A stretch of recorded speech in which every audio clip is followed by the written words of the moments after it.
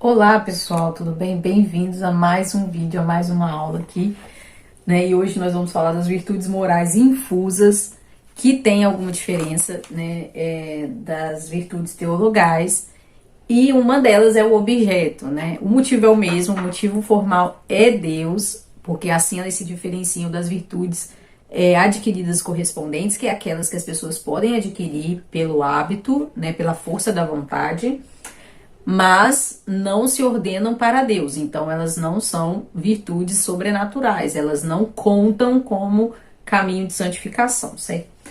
Mas as virtudes morais não se objetam, né? Não tem o alvo Deus, mas ordenam os nossos atos para Deus. Essa é a definição da virtude. Nas escrituras, nós temos muito claramente essas virtudes.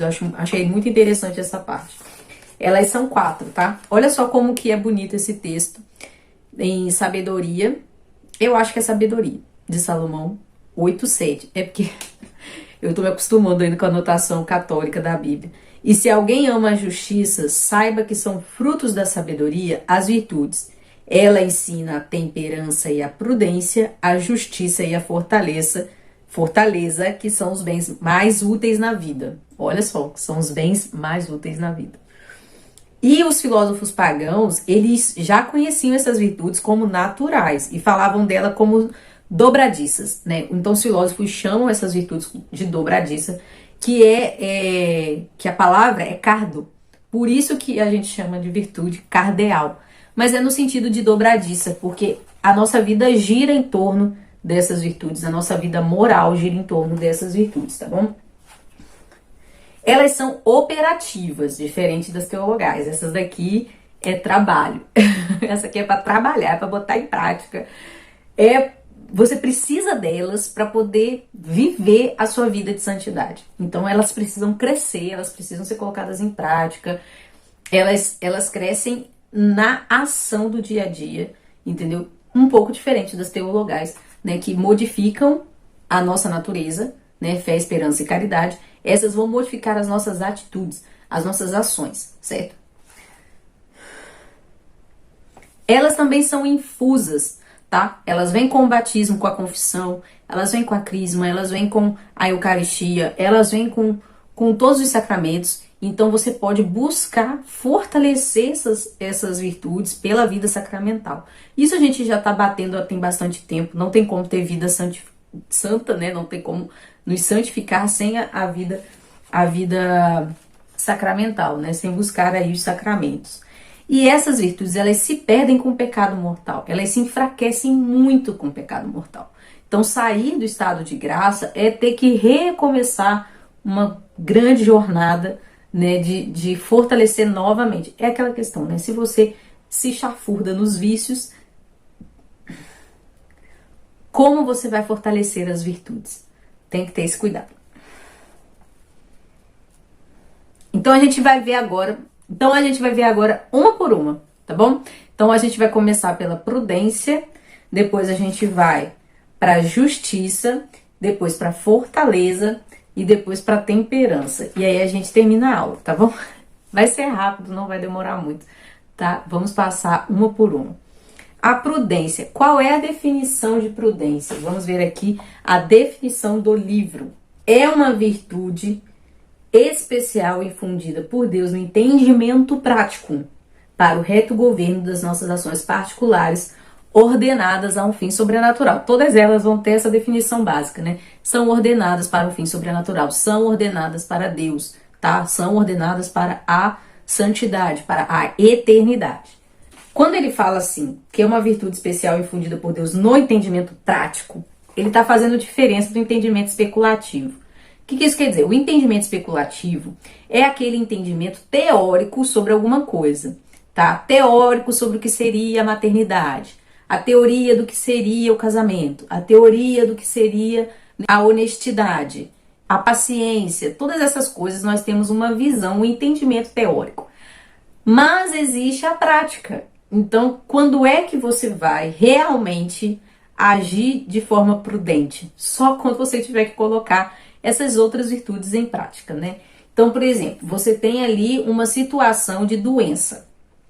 E aí você é uma coisa prática. O que você vai fazer? Você vai se desesperar? Você vai entregar os pontos? Você vai cuidar daquela pessoa?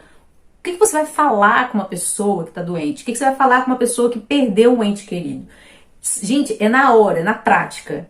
E aí a prudência vem aí. A hora certa de falar. O que falar? Qual a disposição do seu temperamento? Olha só, a prudência é uma virtude muito importante, né, para quem conhece aí o seu temperamento e pode aplicar a prudência para saber como agir, né? Porque nós temos fraquezas nos nossos temperamentos. Então, o colérico tem uma fraqueza, o sanguíneo tem uma fraqueza, o melancólico, o fleumático. Então, quando você conhece, isso também já é, né? Essa já é outra virtude, que é a virtude da ciência, do entendimento. Mas é isso que é a diferença, você saber qual é o seu defeito e você é o entendimento, é a ciência.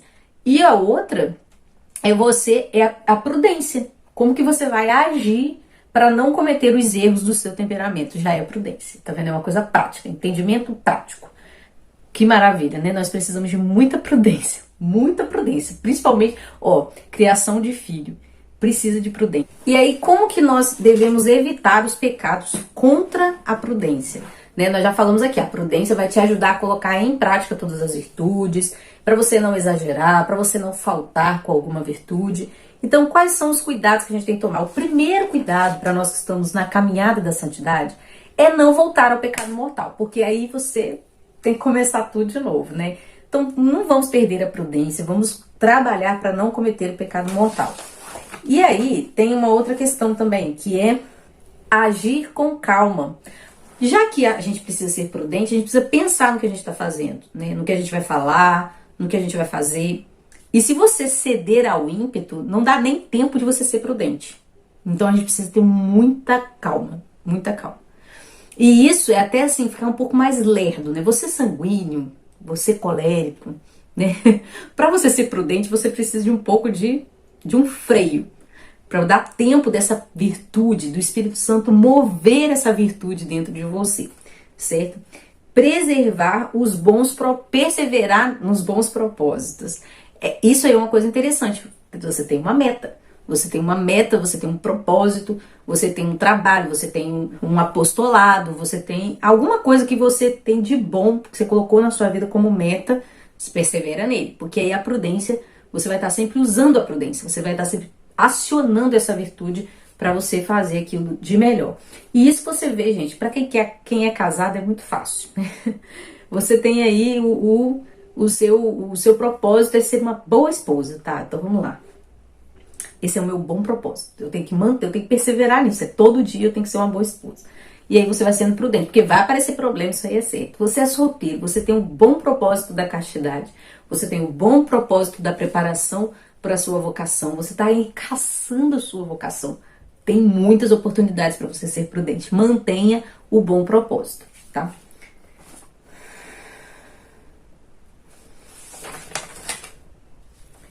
E uma outra coisa interessante para a prudência, é a última, tá? É viver de forma simples, sem afetação, porque aí você vai ver uma mentira. Então, a gente não existe muito glamour, assim, né, na vida prudente. Você precisa...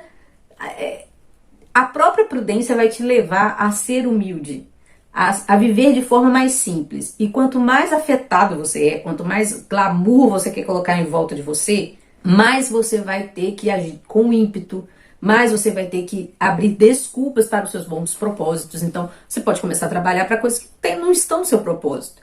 E aí você não vai ser prudente. Então, ele fala assim, viva com simplicidade, sem afetação.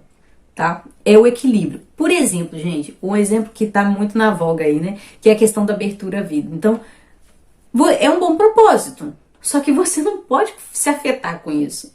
Seja simples, sabe? Não coloca isso assim, como a sua bandeira, sabe? Não faça dos seus propósitos uma bandeira. Trabalhe com simplicidade, viva a verdade na sua vida, com os limites que você sabe que tem, para que você não seja essa pessoa, né, que abre mão da simplicidade para parecer prudente. Ao contrário, sendo prudente, você vive os seus limites. Eu acredito que seja isso, essa questão da simplicidade, da afetação, tá? E agora a gente vai falar da virtude. Vamos... A virtude da justiça, gente. Eu esqueci de falar virtude da justiça. Não sei porquê, agora na edição que eu tô vendo.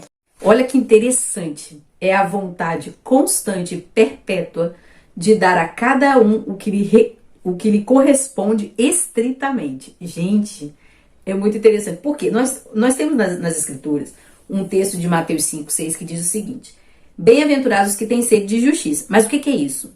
É sede de vingança? É sede de santidade? Então, nesse texto, o sentido é santidade. Mas a virtude da justiça é dar a cada um que lhe pertence, tá? Estritamente. Aqui, nós temos uma virtude de vontade. Está na vontade, tá? Que vai ser diferente lá da temperança. Vocês vão ver. O hábito da justiça reside na vontade. Tá? É uma coisa interior, é um ímpeto constante da sua, vai virando ali a sua personalidade, certo? Constante e perpétua. São Tomás de Aquino vai falar aqui que ela é constante porque ela não se define por um negócio, ou seja, não é uma situação em que você é justo, você tem que ser justo em todas as situações da sua vida. E ela é perpétua porque ela se mantém até o fim da sua vida, certo? Tá, vamos lá. De dar a cada um. Aqui você vai ver que o objeto é realmente outra pessoa, porque a gente não consegue ser injusto com a gente mesmo. Muito difícil, né? É com o outro, né? Então a justiça vai mirar outra pessoa, vai mirar o próximo. De dar o que corresponde. Gente, isso aqui é muito sério. Porque às vezes a gente confunde justiça com caridade, com esmola, tá? Então vamos lá. O que é dar a cada um o que se deve? É estrito. Não é um presente. Você presentear uma pessoa não é justiça. Não se trata de esmola também não. Tá? É o que é de dever mesmo, é de direito da pessoa. E aí você tem aquela palavra estritamente. Por que estritamente? Deixa eu explicar para vocês. Eu consegui para eu entender, eu fiz um esquema. Por exemplo, o que é dar dinheiro para a pessoa? Se você dá menos do que é direito daquela pessoa, você tem uma dívida com aquela pessoa, certo? E se você dá mais, você tá dando uma esmola, você tá dando um presente. Então, o que é dar o dinheiro estrito? Se você deve R$100 pra pessoa, você dá R$100 pra aquela pessoa. Se você der 99, você já tá devendo. E se você der, pode ficar aí, 110, você deu um presente. Você não saiu da justiça, porque você deu os R$100 que precisava, mas você deu mais 10. Agora, olha como é que é a punição. Dinheiro é uma coisa que a gente entende, mas a punição, por exemplo, a pessoa cometeu um crime. E aí você tem lá no sistema brasileiro que a pena para aquela pessoa é tanto. E aí você dá menos. Por algum motivo aquela pessoa paga menos do que ela deve para a justiça. Isso é misericórdia. Quando você tira a pena da pessoa, né? Ou quando você diminui a pena da pessoa, você tem ali misericórdia. E quando você dá a mais, é vingança. Entendeu o que é estritamente? Então, quando nós vemos, por exemplo, uma pessoa roubou o carro da outra pessoa, qual que é a pena para esse tipo de crime? É X anos de cadeia. Gente, se aquela pessoa cumpriu X anos de cadeia, a justiça foi feita. Agora, quem tá com o carro roubado quer que aquela pessoa morra. Já é vingança, certo? Então, a gente precisa aplicar a justiça, essa sede de justiça desse jeito. Aí tem aqui, ó, como praticar a justiça. Eu achei interessante, achei curioso. Ele vai falar assim: evitar qualquer pequena injustiça, por insignificante que seja. Aí já vem o quê? Deus me dá sabedoria para poder entender a situação aqui, para eu poder dar o que o outro merece, né? Tratar as coisas alheias com maior cuidado do que as nossas. Pegou um livro, pegou uma roupa, pegou um equipamento, trata muito mais com cuidado do que o seu. Não prejudicar jamais, no mais mínimo, a reputação ou a fama do próximo. Gente, olha só. Isso aqui é muito difícil, porque a mania que a gente tem de fofocar, de comentar a vida das pessoas, sabe? Você conversa de rodinha de família. Ai, meu Deus, isso aqui é até fazer um exame de consciência e se confessar com isso aqui. Não contrair dívidas que não possamos pagar no tempo devido. Pagar o salário justo no seu devido tempo a quem merece pelo seu trabalho. Por justiça social, pagar exatamente os tributos ou impostos justos estabelecidos pela autoridade legítima. Isso aqui é difícil, porque às vezes a gente acha até injusto o imposto que cobra da gente. e evitar a todo custo a acepção de pessoas, tá? Ou seja, prejudicar alguém, né, por amizade de outrem. Então, você prejudica uma pessoa porque não é amigo seu, ou não é amigo do seu amigo, né? Corrupções, assim, corrupções pequenas. Até mesmo, por exemplo, ele tá falando aqui, dar um emprego para uma pessoa que não tem capacidade de cumprir aquela função porque é seu amigo. Isso é uma injustiça. Porque tem alguém aí que sabe fazer isso melhor que está desempregado. Difícil, né? Vamos para a próxima virtude, que é a virtude da fortaleza. Eu acho linda essa virtude. Linda, linda, linda.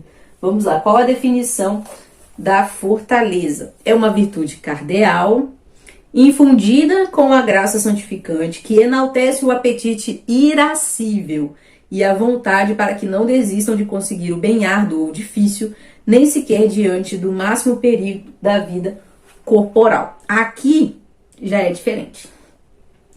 A fortaleza, ela é diferente porque ela vai naquele âmbito da ira, você vai entender. Sabe quando você tá com raiva e você fala, eu vou fazer isso aqui de ódio. Ó, vou te dar um exemplo. Aqui em casa dá muito, nessa época de chuva dá muita mosca, muita mosca. E aí eu sei que se eu deixar a casa impecável, talvez essas moscas sumam. Então é um lixo que tem que fechar melhor, é uma vasilha que tem que lavar e guardar, porque até limpa as moscas aí nas vasilhas, não sei porquê. É um banheiro que tem que ficar fechado, tem que ficar limpo e fechado. Olha, é assim, eu tenho que virar uma inspetora de cheiros e de limpeza. Mas aí aquela mosca tá me incomodando tanto, tá me incomodando tanto, tá me incomodando tanto, que aquele ódio me faz fazer muito bem aquilo. Então é nesse sentido, é no caráter irascível, é no ímpeto que pode ser para duas coisas, para eu resistir ou para eu atacar. E o mais difícil da fortaleza não é atacar, é o resistir. Vamos ver aqui, ó. Vamos devagar. Olha só, ela é uma virtude cardeal, é uma firmeza no agir. Ela é infundida na graça santificante, então ela vem no pacote, então é só você colocar em prática mesmo, pedindo a graça de Deus aí. Enaltece o apetite irascível e a vontade, exercida no temor e na audácia. Influencia também a vontade para o bem árduo e difícil. Então, você não precisa de fortaleza para fazer uma coisa fácil. Você precisa de fortaleza para as coisas difíceis, né? E não conhece o obstáculo. Então ele fala, né, que o bem árduo ou difícil, nem sequer diante do máximo perigo de vida corporal. E aí, às vezes, a gente pensa no corporal como uma guerra, né? Não, gente, o cansaço, por exemplo. A fortaleza vai fazer você agir com cansaço, com sono, com uma dorzinha que tá ali, uma dorzinha de cabeça, mas aquilo precisa ser feito, é o seu bom propósito, e aí eu tenho que fazer isso aqui, e aí é a fortaleza que vai fazer você agir, tá? E vai nos atos, né? A fortaleza tem os dois atos, atacar e resistir, e essa luta é muito mais difícil na resistência. Olha só, há no caminho da virtude grande número de obstáculos e dificuldades que é preciso superar com valentia se queremos chegar até os cumes da santidade. Para isso é mister muita decisão em empreender o caminho da perfeição, custe o que custar, muito valor para não se assustar ante a presença do inimigo, muita coragem para atacar e vencer, e muita constância e paciência para levar o esforço até o fim. Daí você vê que a fortaleza é um conjunto, né? É um conjunto de outras virtudes, né? Por isso que Santo Tomás deriva as virtudes. E aí a gente tem 3 situações em que você peca contra a fortaleza. O primeiro é a covardia. Então, quando você teme demais, quando você não confia, quando você não é audacioso na luta contra o pecado, você está sendo covarde, é um pecado contra a fortaleza. A impassibilidade ou a indiferença é uma questão de burrice, porque aquilo que você vê e não consegue julgar como perigoso, ou seja, que precisa que você resista, por exemplo, um vício. Existe um vício na sua vida que você não consegue enxergar que ele faz mal para sua vida de santidade. E isso é burrice, isso é uma indiferença. Fala, gente, como é que você não se incomoda, não? Você não se incomoda de ficar tanto tempo nesse celular? Você não se incomoda de falar essas coisas, não? Você não se incomoda desse programa que você assiste? Você não se incomoda com essa música que você escuta? Isso é indiferença. E aí, é um pecado contra a fortaleza também. E também a audácia e a temeridade, que deprecia a prudência. Então, quando você olha e fala, isso aqui eu dou conta, né? Eu vou assistir, eu vou ver esse filme aqui, eu sei que tem uma cena aqui que eu não posso ver, mas eu vou ver e não vai acontecer nada. Quando você deprecia o perigo, né? Quando você é muito altivo, né? Ele fala aqui, muito audacioso demais, aí você tá indo contra a prudência. E aí você peca contra a fortaleza também, porque é um excesso. E a última virtude é a virtude da temperança. Ah, como que a gente precisa. Essa virtude da temperança está ligada aos nossos atos sensíveis, né? Ou seja, ao nosso tato e ao nosso gosto. E isso tem a ver com a gula e com a lascívia, com a luxúria, né? Então vamos lá. Vamos lá, porque essa aqui é a última e eu tô gostando muito dessa aula. A temperança regula tudo, tá? Regula tudo, tudo, tudo. Uma virtude sobrenatural que modera a inclinação aos prazeres sensíveis, especialmente do tato e do gosto, contendo-a dentro dos limites da razão e iluminada pela fé. Então, eu posso ser temperante? Pode ser temperante. Sem ser sobrenatural? Pode também. Você faz uma dieta, né? Você vai lá e o médico fala, olha, você tá comendo muito doce. Dá pra ser temperante no doce sem ser sobrenatural? Dá. Não tem nada a ver com santidade, tem a ver com saúde. Mas também não se ordena para Deus. Você não tá fazendo dieta para Deus, você tá fazendo dieta para o seu corpo, para sua vaidade, né, para ficar vivo, que seja. É uma virtude adquirida, mas que não se ordena para Deus, certo?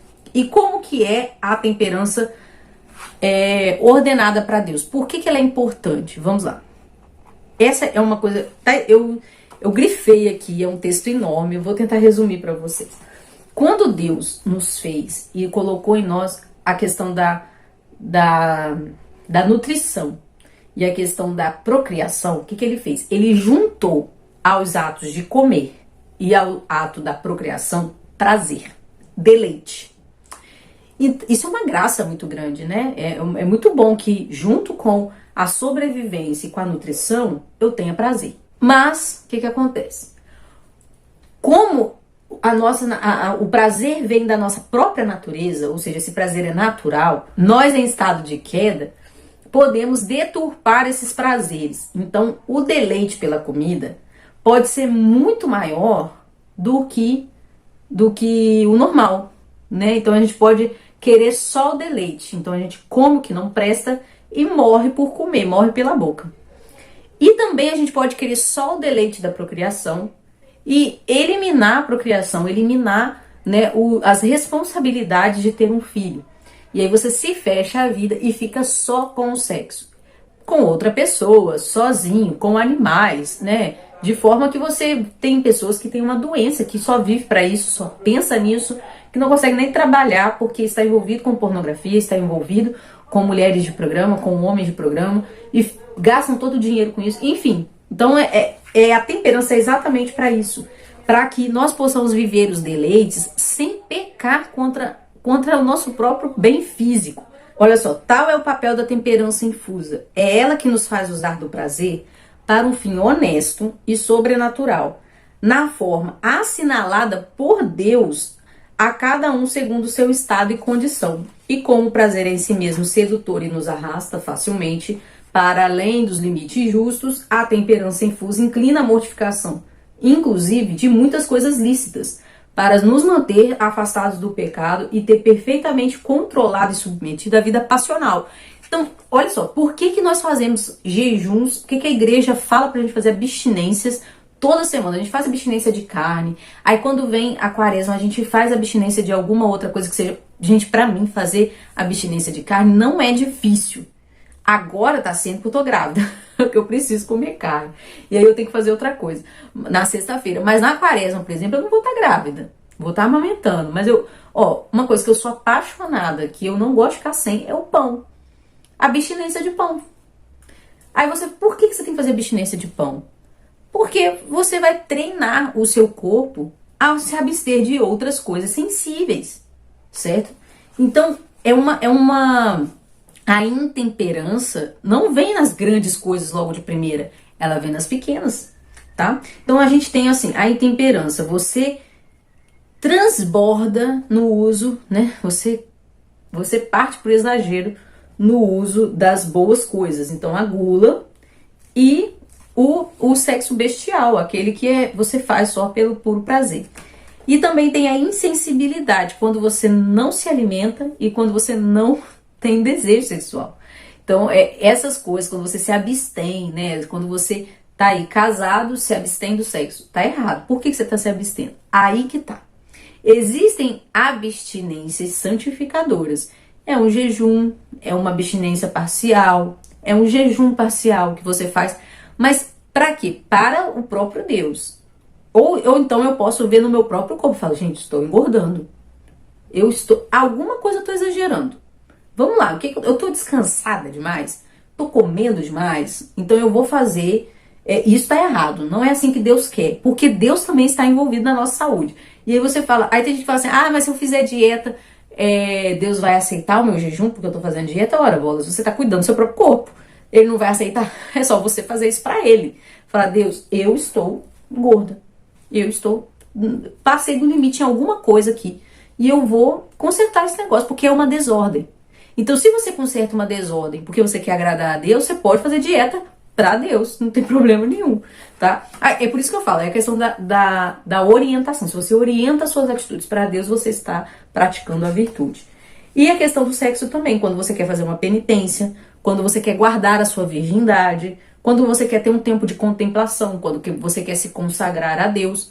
E aí você tem que entrar de acordo com o seu cônjuge, tá? Então, né, no caso, se ele for casado, guardar penitência, contemplação, consagração a Deus, você tem que conversar com o seu cônjuge.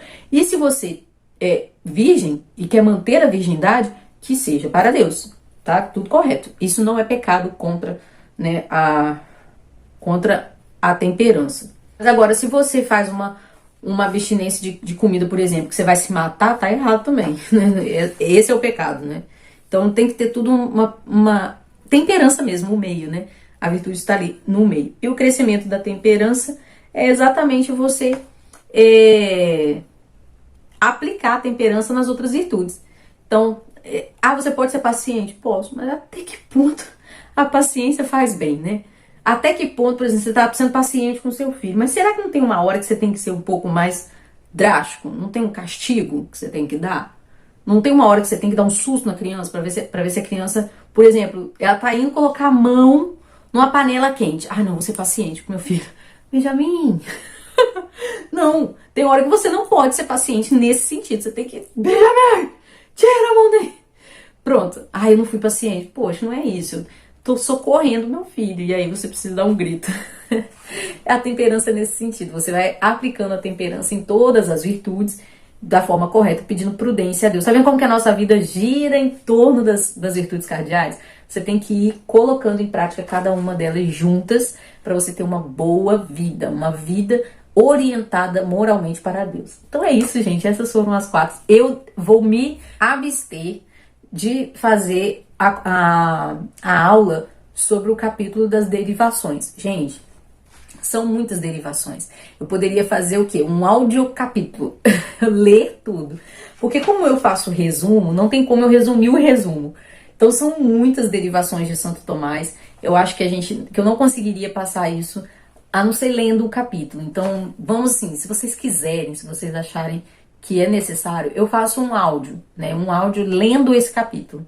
É a única forma de eu ajudar vocês, porque realmente mais de 50 derivações, não tem como resumir. Então, na próxima aula a gente vai falar sobre oração, tá? É a última parte do livro. Vamos ver se vai dar um vídeo, ou 2, ou 3, mas é a última parte, tá? Muito obrigada por você que está acompanhando até aqui e até o próximo vídeo.